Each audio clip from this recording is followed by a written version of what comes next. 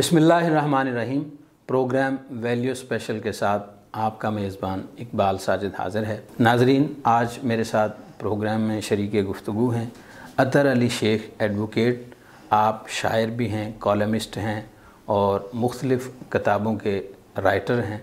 शेख साहब, मैं आपको प्रोग्राम में वेलकम करता हूँ। क्या हाल है? ठीक ठाक? शुक्र अल्हम्दुलिल्लाह। तो ये शेख साहब बताइएगा हमारे नाज़रीन को कि जो शायरी आपको विरसे में मिली या स्टूडेंट लाइफ में आई, थोड़ा सा अपना ज़ाती इंट्रो करवाइएगा। एक इंटरेस्टिंग वाक़या है। एक्चुअली उर्दू से और शायरी से मुझे नफ़रत थी। जब मैं एफएससी कर रहा था तो मैं उर्दू पढ़ता ही नहीं था। जब लेक्चर होता था मैं फूट जाता था, क्लास से निकल जाता था। तो सडनली उसी दौर में इंडिया हमारे चैनल पे आता था। वहाँ एक मज़ाहिया मुशायरा मैंने सुना रात को 8 बजे। वो मुझे बड़े दिल को लगा, कॉमेडी था। तो ऐसे मेरे दिल में एक थोड़ा सा आया कि मैं लिखूं। मैंने कागज़ और कलम उठाया तो मैंने एक पोइम लिखी। मुझे नहीं पता था वो कैसी है, आई डोंट नो, लेकिन मैंने एक लिख दी, तहरीर कर दी, 5 उसमें शेर लिख दिए। अब शेर लिखने के बाद मुझे उसमें थोड़ा सा वरीड हुआ कि ये कैसी है, आई वांट टू नो कि ये सही लिखी भी कि नहीं। तो मैंने एक बड़े मेरे साथ पड़ोस में बुज़ुर्ग थे, बड़े बहुत ही कॉलम निगार थे, अदब से उनका लगाव था। अदब बहुत लगाव था उनका, वो कॉलम लिखते थे, बड़ा प्रोफेशनलिस्ट थे। तो मैं उनके पास गया, तो मैंने उनके पास जाके मैंने कहा जी मैंने ये लिखी है, पढ़ें ज़रा आप। उन्होंने पढ़ा, पढ़ के कहते हैं ये किससे लिखा है? मैं कहा जी मैंने। कहते हैं ये पॉसिबल नहीं है। तो मैं उसका एक शेर सुनाता हूँ आपको। वेरी फर्स्ट मेरे 1984 की बात कर रहा हूँ सर मैं। मुझ पर क्या बीत गई कुछ तो बताऊँ यारो, तुम कोई गैर नहीं हो कि मैं छुपाऊँ यारो। इसमें मेरे अंदर एक कमी है, मैं अपनी पोइट्री याद नहीं रख सकता, मैं देखे बगैर पढ़ नहीं सकता। मैंने काफ़ी नज़में लिखी हैं, काफ़ी लिखा है, लेकिन मुझे कोई रिमेंबर नहीं होता। मैं जब तक सामने आती है पढ़। अभी मैंने परसों चौथ सुबह उठ के मॉर्निंग उठाऊँ, मैं तहज्जुद गुज़ार हूँ, बावजूद रहता हूँ 24 घंटे, 5 वक्त का नमाजी हूँ। तो मैंने इस इस्लाम पे मैं काफ़ी रिसर्च कर रहा हूँ, मैं बुक भी लिख रहा हूँ। तो उस पर मैंने सुबह उठा तो एकदम कुरान पाक पढ़ते पढ़ते मुझे अल्लाह ताला ने एक उसमें लिखा कि आज का डूबता हुआ इंसान, उस कॉलम पे मैंने एक पोइम लिखी है, वो भी मैं फाइनल कर रहा हूँ। तो इंशाल्लाह वो भी मैं आपको नेक्स्ट प्रोग्राम में इंशाल्लाह वो बड़ी ही आज के जो हालात है उसके ऊपर है। तो इस तरह ये सिलसिला शुरू हो गया, पोइमें लिखना शुरू कर दी। मेरे वालिद साहब कॉन्ट्रैक्टर थे, वो पीटीवी को माल सप्लाई करते थे, सड़कें वगैरह बनाते थे। तो हमारे घर में जो आगा नासर थे पीटीवी के मैनेजिंग डायरेक्टर, वालिद साहब के दोस्त से घर आया जा करते थे। कुछ एक्टर भी आते थे उस दौर के। तो एक एक्टर आया तो मेरे वालिद साहब को पता चला कि ये पोइट्री में चला गया। उन्होंने उनको मुझे बुलाया कि यार अपनी नज़में पढ़ाओ। उन्होंने मेरी अच्छी खासी बेइज्जती की कि तुमने मजाक समझा हुआ है। असल में एक्चुअली वो चाहते थे कि मैं पोइट्री छोड़ दूँ, लेकिन वो अल्लाह का करना था, मैं नहीं छोड़ सका, मैं कंटिन्यू करता रहा। इस तरह ये सिलसिला चला जी। फिर मैंने कॉलम लिखने शुरू किए, बुक्स लिखनी मैंने भी कंप्लीट की है। अभी इस्लाम पे ऊपर मैं कुछ लिख रहा हूँ। शेख साहब, आपने जैसे बताया कि आप कॉलम भी लिखते हैं, राइटर भी हैं, आप लॉयर भी हैं। आप एज ए लॉयर कभी आपने फ़ील किया कि किसी का मुकदमा लड़ने से, अच्छा शेर कहने से या अच्छा कॉलम लिखने से कहाँ सबसे ज़्यादा खुशी महसूस की? तीनों में। कुछ हमारे नाजरीन को अपने कुछ इससे रेलेवेंट वाक़यात हो तो मैं बताता हूँ। जब आप माशरे के ऊपर असल हकीकत को डिस्क्राइब करते हैं, लिखते हैं, तो अंदर से रूहानी खुशी होती है आपको कि आपने सच बोला है। इस तरह जब कॉलम लिखते हैं माशरे की एक्चुअल पोजीशन पे, और वो जब लोग पढ़ते हैं, लोगों पर चलता है कि हमारे पास सच बात आई है, तब भी खुशी होती है। और उस मुकदमे में जिसमें एक मज़लूम को जालिम जुल्म दे रहा है और मज़लूम की तरफ से आप खड़े होकर मुकदमा जीतते हैं, उससे बड़ी खुशी बहुत ज़्यादा होती है कि आज आपने एक मज़लूम को उसका हक दिला दिया, क्योंकि हमारे माशरे में मैक्सिमम लोग जो हैं जालिम हो चुके हैं। शेख साहब, हमारे नाजरीन को ये भी बताइएगा कि लफ्ज़ जो कानून है इससे क्या मुराद है और माशरे पर इसके क्या असरात और मकासद हो सकते हैं? कानून से मुराद, कानून आज से 1400 साल पहले दुनिया में आ चुका था, जब हमारे प्यारे नबी पाक सल्लल्लाहु अलैहि वसल्लम दुनिया में आए थे। और उनके साथ जब अल्लाह पाक ने उन पर कुरान उतारा, तो उस कुरान के अंदर अल्लाह पाक ने तमाम हदायत इंसानों के लिए दे दी कि किस तरह माशरा बनाना है, किस तरह माशरे को लेके चलना है। वही तबलीग करते हुए आप नबी पाक सल्लल्लाहु अलैहि वसल्लम ने एक माशरा तश्कील दिया और पूरी दुनिया में उसको फैलाया। कानून से मुराद ये है कि माशरे के अंदर किसी के साथ किसी किस्म की कोई ज़्यादती, कोई जुल्म और किसी किस्म का कोई फ्रॉड ना हो सके। मसला के तौर पे ये ऐसा होता है कि एक माशरा है, माशरा उस वक्त फलता फूलता है जब वहाँ जस्टिस होती है। हिटलर का भी आपने बयान सुना होगा कि वो कौमें तरक्की करती हैं जो जहाँ जस्टिस होता है, वो पहले जाके देखते हैं कि अदालती निज़ाम कैसा है। तो कानून बेसिकली हमें 14 साल पहले ही हमारे कुरान पाक ने दे दिया था कि एक माशरे में औरत को जो इज़्ज़त दी है हमारे इस्लाम ने दी है, और नबी पाक सल्लल्लाहु अलैहि वसल्लम ने उस पर मुकम्मल तशहीर की थी, लोगों को बताया था और पढ़ाया था। उसी बेस पे ये माशरा तश्कील पड़ता है। माशरा बेसिकली कुरान ही के अंदर सब कुछ है, कुरान ही हमें बताता है कानून क्या है, कुरान ही हमें सिखाता है कानून कैसे करना है। कैसे करना है कि किसी का हक नहीं खाना, बेवा का हक देना है, बहन का हिस्सा देना है, भाई के हकूक़ पूरे। कानून बेसिकली हकूक़ के ऊपर आता है, जो अल्लाह ताला ने हकूक़ बनाया हकूक़ुल इबाद, उसकी तशरीह है ये कानून। जैसे हज़रत अली रज़ी अल्लाह ताला ने फरमाया, उनका कौल है कि एक माशरा वो कुफ्र के साथ तो चल सकता है लेकिन जुल्म के साथ ऐसे ही है, ऐसे ही कानून की बालादस्ती होगी तो आम लोग उससे फला पाएंगे। आजकल हमारे माशरे में अब देखें जो हो रहा है, हमारे पाकिस्तान में जो हो रहा है, क्या हो रहा है, कानून की बालादस्ती हम खोते जा रहे हैं। ख़त्म नहीं हुई, मैं ये नहीं कह रहा ख़त्म हुई है, कायम है। जजेस माशाल्लाह हमारे बहुत काबिल हैं, बहुत लायक हैं, बहुत इंटेलेक्चुअल हैं और बड़ा ही अपने उसको कानून के मुताबिक फैसले करते हैं, मान कुरान को सामने रख करते हैं। लेकिन बदकिस्मती ये है कि चंद जगह पे आके प्रॉब्लम आ रही है। इंशाल्लाह वो भी अनकरीब अल्लाह ताला हमारे वो प्रॉब्लम ख़त्म करेगा। हमारे मुल्क में कानून है, मौजूद है और कायम रहेगा, और फिर इंसाफ मिल रहा है लोगों को। कमी आ गई है ये मैं कहता हूँ, मैं ये नहीं कहूँगा कि नहीं मिलता, मिल रहा है, बहुत ज़्यादा मिल रहा है, और मज़लूम को ज़्यादा मिल रहा है। कुछ ताकतवर लोग हैं जो कि हर माशरे में होते हैं, हर दुनिया में हर जगह पे हर कोने पे कुछ ऐसे लोग होते हैं जो कि कानून के लिए कुछ ऐसे नहीं रखता, किसी ना किसी तरीके निकल जाते हैं, लेकिन वो चंद एक है, पूरा माशरा नहीं है। आप समझते हैं कि टाइम के गुज़रने के साथ साथ एक वक्त ऐसा आएगा कि जो हमारे जस्टिस सिस्टम के अंदर इक्वलिटी है वो आ जाएगी, गरीब और मज़दूर और एक पढ़े लिखे और एक बड़े आदमी के लिए, जैसे पाकिस्तान के अंदर ब्यूरोक्रेसी है, दूसरे तीसरे डिपार्टमेंट के लोग हैं और उनके लिए मोस्टली देखा है हमने, जब भी तो एक आदमी छोटी सी चोरी करता है तो उसे फ़ौरन अरेस्ट कर लिया जाता है, छोटा सा जुर्म होता है उसे कैदोबंद की सोबतें बर्दाश्त करना पड़ती हैं, लेकिन इतने इतने बड़े चोर डाकू वो सरेआम फिर रहे होते हैं। यही सर मैं बात कर रहा था कि माशरा पूरा करप्ट नहीं होता।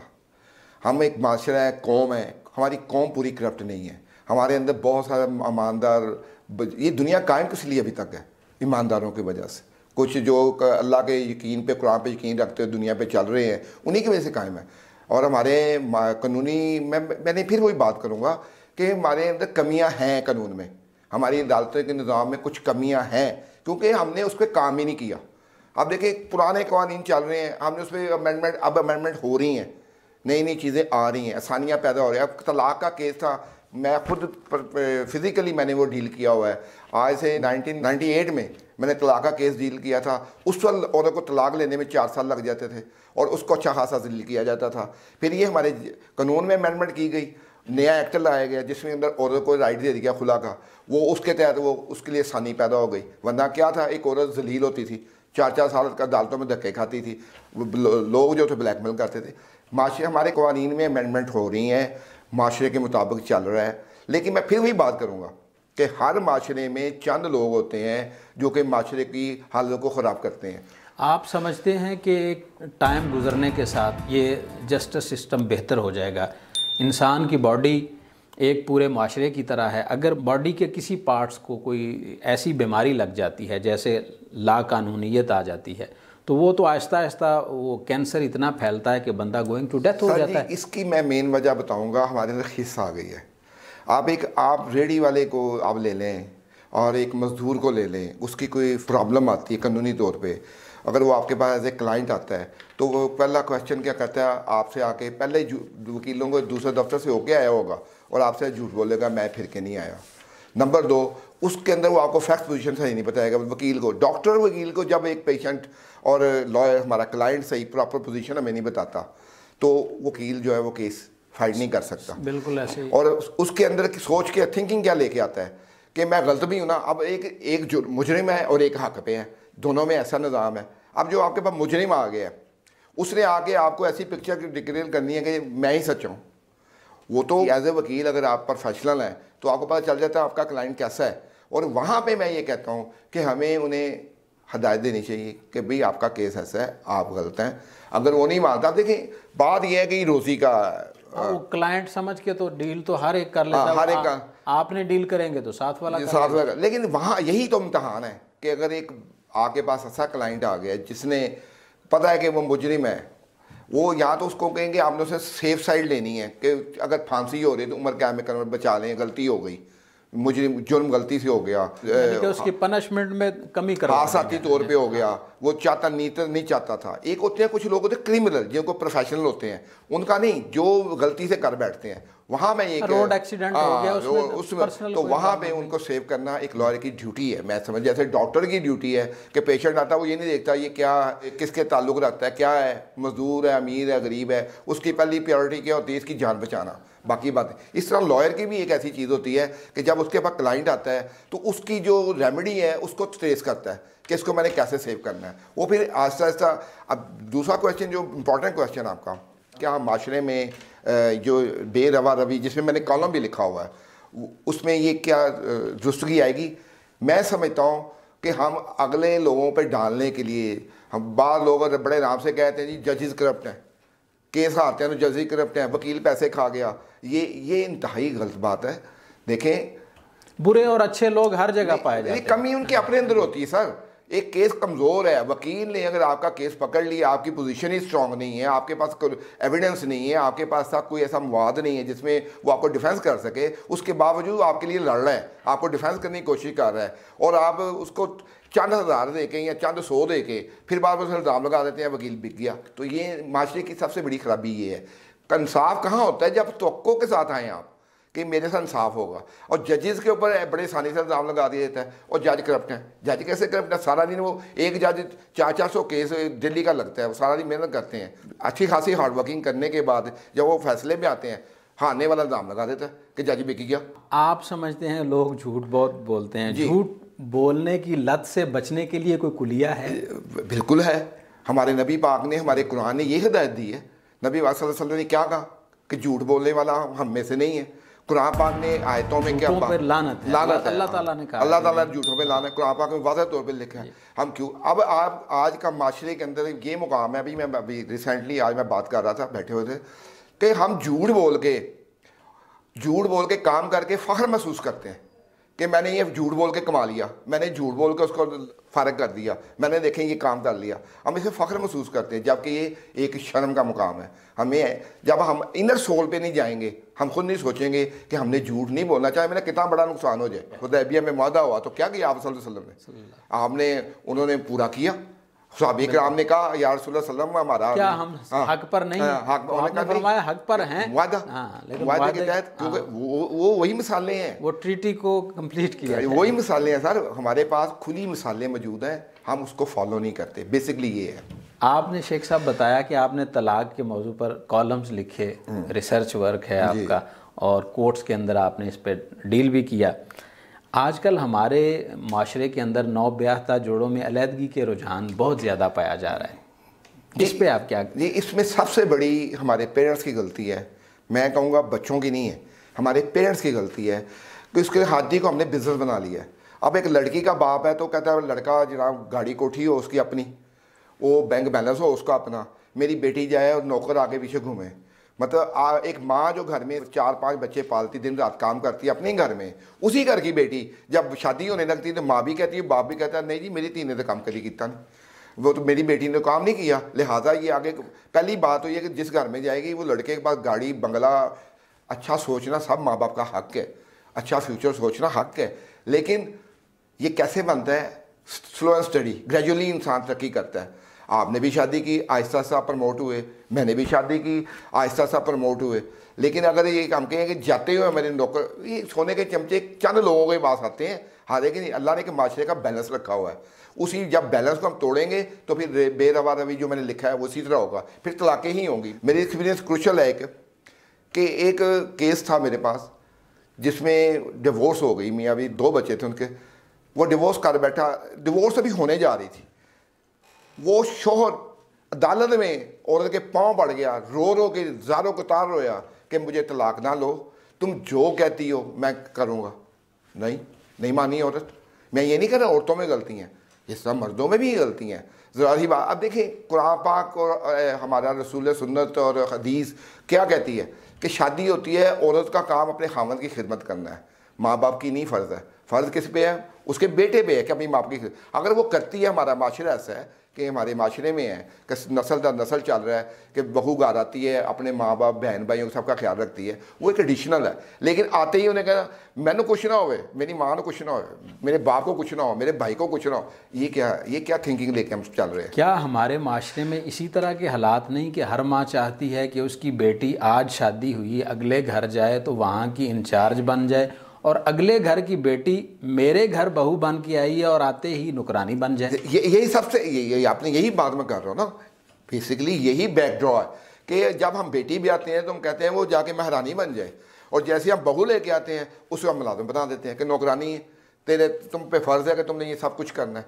जबकि ऐसा नहीं है। हमारे कुरान सल्लल्लाहु अलैहि वसल्लम ने कुरान में वाज़ेह तौर पे हमारे हिदायत जारी की हुई हैं, उस पर हम चलेंगे तो सुकून आ जाए। देखें हम गाफिल कहाँ हुए हैं, हमने कुरान और सुन्नत को छोड़ दिया। अब देख कितना कोई फॉलो करते हैं, जब उसको छोड़ा है तो बेरवा रवि तो आनी है, ना इंसाफ रहना है ना कुछ रहना है। यहाँ दौड़ के है कि उसको अपना इंडिविजुअली सोच आ चुकी है, नेशन वाइज सोच नहीं है हमारी। मैं कहता हूँ मेरा काम हो जाए, बाकी जहन्नम में जाए। ये तलाक या खुला की सूरत में क्या ज़रूरी होता है बंदे पर कि अपनी बीवी पर कोई इल्ज़ाम तराशी करे, या औरत पर ज़रूरी है कि वो मर्द पर कोई इल्ज़ाम लगाए बेस पॉइंट बनाने के लिए? मेरे पास, क्योंकि मैंने काफ़ी केस डील किए हैं, ये एक तो एक नॉर्मल केस है, तो काफ़ी उसमें आके आप बिलीव नहीं करेंगे कि लड़की वाले और लड़के वाले खुद इल्ज़ाम लगाते हैं, वही जो कि शरीफ ख़ानदान के होते हैं, और ऐसे ऐसे इल्ज़ाम लगा मना करते हैं कि यार जनमन बात करो, जो खराबी है उसकी बात। मैंने आज तक जितने केस फाइल किए हैं मैंने जनमन पोजीशन पे लिए हैं कि जो खराबी है उसको डिस्कस किया है। आम कॉमनली आप केस पकड़ें शराबी है, बाहर औरतों के साथ वो मानिश है, वो मनाइजर है, ये इस किस्म के इल्ज़ाम लगा के ये करता, नशा करता है, मारता पीटता है, जबकि ऐसा कुछ भी नहीं होता। मैंने कितने केस डील किए हैं, मैंने आज तक मेरा रिकॉर्ड है कि मैंने कभी झूठ नहीं लिखा उसमें, मैंने वही लिखी है जो जनमन पोजीशन है, उसके ऊपर इंसाफ हुआ है। इस दुनिया में दिल को सुकून कैसे हासिल होगा? आपकी ज़िंदगी का क्रक्स निचोड़ इस पे क्या है? देखिए जी, मेरे मुताबिक जो मैं खुद समझता हूँ कि जब तक हम 5 वक्त की नमाज नहीं पढ़ेंगे, कुरान को नहीं पढ़ेंगे, तर्जमे के साथ नहीं पढ़ेंगे, और रसूल सुन्नत की सुन्नतों पे नहीं चलेंगे, हमें सुकून नहीं मिल सकता। हमें जब लत लगी हुई दौलत इकट्ठी करने की, मैं चाहता हूँ मेरे पास गाड़ी बंगला जहाज़ सब कुछ हो जाए, बस मैं उठूँ और सुबह सब कुछ बाहर खड़ा हो, मुझे मेहनत ना करनी पड़े। सबसे इम्पोर्टेंट चीज़ था जो मैं कहना चाह रहा हूँ, हम प्रैक्टिकली ज़ीरो हो चुके हैं। हम लफ्ज़ों में, अल्फाजों में, बातों में और फिल्में ड्रामों में हम सब कुछ कर रहे हैं, प्रैक्टिकली वी आर ज़ीरो। कोई बंदा प्रैक्टिकली काम करना ही नहीं चाहता, मेहनत करना ही नहीं चाहता कि हम मेहनत करके आगे आएँ। हम उस पीरियड में जाना ही नहीं चाहते। हम कहते हैं हम उस दौर में जाएँ, आगे जाएँ, हम बाहर लगे हों दौलतों को, उसको उठाएँ घर में, शॉर्टकट के शॉर्टकट। और हम नहीं, पूरा माशरा से शॉर्टकट के अंदर चक्रों में है। माशरे के रिवाइवल की ज़रूरत जी, पूरे ये कैसे होगा? जब हम खुद ठीक होंगे, जब मैं अपने आप को ठीक करूँगा, आप अपने को ठीक करेंगे, वो ये उस वक्त होगा जब हम अपने आप को ठीक नहीं करेंगे, आप अपने आप को ठीक नहीं करेंगे। मैं आप पे इल्ज़ाम लगा देता, होता क्या है कि माशरे में बुराई फैलती है। अच्छा जी साजिद साहब आप आगे करें, मैं कहूँ आप करें, खुद पीछे, इनको आगे लगा दो। जब नेशन वाइज थिंकिंग नहीं आएगी, एक कौम की थिंकिंग बड़ी ज़रूरी होती है माशरे की तरक्की के लिए, कि कौम के लिए सोचना है कि ये जो अच्छा काम है सबके लिए अच्छा हो, बुरा काम है सबके लिए बुरा हो। हम क्या करते हैं, अपने लिए सोच रहे हैं, और यही सबसे बड़ी हमारी बदकिस्मती है कि हम अपनी इंडिविजुअल सोच के अंदर मुंजमद हो चुके हैं। नाजरीन, अतर अली शेख एडवोकेट साहब की बातों से हमें ये लगा कि हमें अपने मुआशरे को एजुकेट करने की ज़रूरत है, इस मुआशरे को बेदारी शऊर की ज़रूरत है। अतर अली शेख साहब का एक ख़ूबसूरत शेर इस अंजुमन में दिखाता किसे मैं ज़ख्म अतर मना रहे थे जहाँ जश्न शादमानी लोग। शेख साहब बहुत शुक्रिया, आपने टाइम दिया। नादरीन, अपने मेज़बान इकबाल साजिद को इजाज़त दीजिए, फिर हाज़िर होंगे। अल्लाह हाफ़िज़।